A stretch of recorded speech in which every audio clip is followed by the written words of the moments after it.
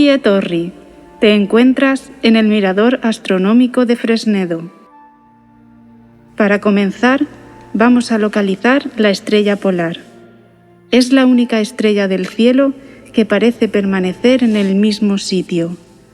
Colócate en el camino, mirando hacia el árbol que está al lado del puente de la acequia. Fija la vista en las 3 cumbres que tienes enfrente. Esa es la dirección norte.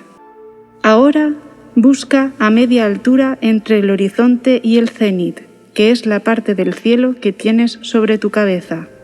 Podrás ver una estrella que destaca entre el resto. Esa es. Como vivimos en latitudes intermedias, está a una altura intermedia, claro. En el Polo Norte siempre estaría sobre nuestras cabezas.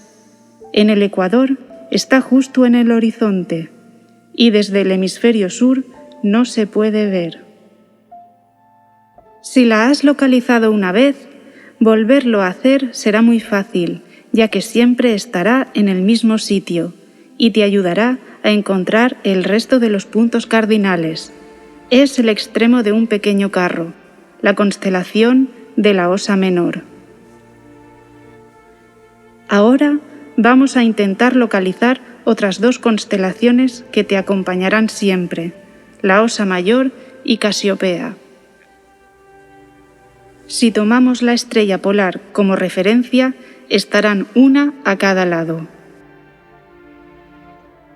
En primavera, durante las primeras horas de la noche, podremos contemplar Casiopea, muy baja en el horizonte, dibujando una W. Al otro lado de la polar está la Osa Mayor, que es el famoso carro, probablemente la constelación más conocida junto con Orión. Con su ayuda es muy fácil localizar la estrella polar y el norte. Si alargamos 5 veces sus 2 últimas estrellas, llegaremos a la polar.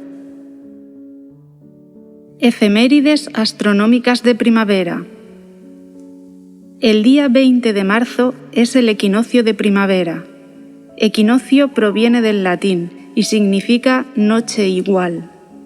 En torno a estas fechas, la duración de los días es similar a las noches, ya que los rayos de sol son perpendiculares al eje de la Tierra. Y aunque hemos de tener presente la orografía del lugar, este día el sol sale exactamente por el este y se pone por el oeste. El día 17 de abril disfrutaremos de un bonito acercamiento de la Luna, iluminada al 26%, y el planeta Marte, con un discreto brillo debido a su lejanía y reducido tamaño. Su color anaranjado lo hace inconfundible. Podemos verlo muy cerca de la Luna, al oeste, desde las 21:30 hasta la 1 de la madrugada. Entre el 4 y el 7 de mayo se darán las mejores condiciones para observar la lluvia de estrellas Eta Aquáridas, que son generadas por los restos que deja el cometa Halley. Habrá que madrugar para verlas. Las mejores horas serán desde las 3:30 hasta el amanecer, mirando hacia el este. En el máximo se podrán ver unos 60 meteoros por hora, que parecen salir del radiante que este año se encuentra muy cerca del planeta Júpiter.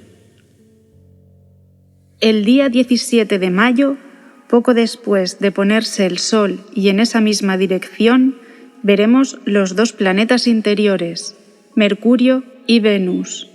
Y precisamente por ser interiores, es decir, que están entre la Tierra y el Sol, presentan fases. Si seguimos la línea que une Venus y Mercurio con la Luna, también podremos ver al planeta Marte.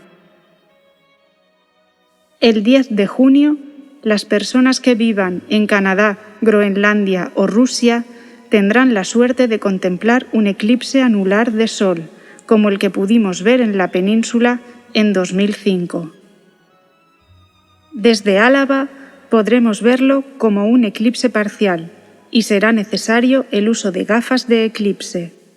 Es un fenómeno muy bonito, pero peligroso si no se hace con los medios adecuados.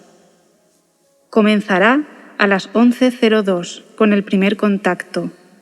El máximo será a las 11:50 y finalizará a las 12:43 con el último contacto y el sol muy alto en el cielo. Aunque no va a ser un eclipse muy espectacular, es un bonito broche final para las efemérides de la estación.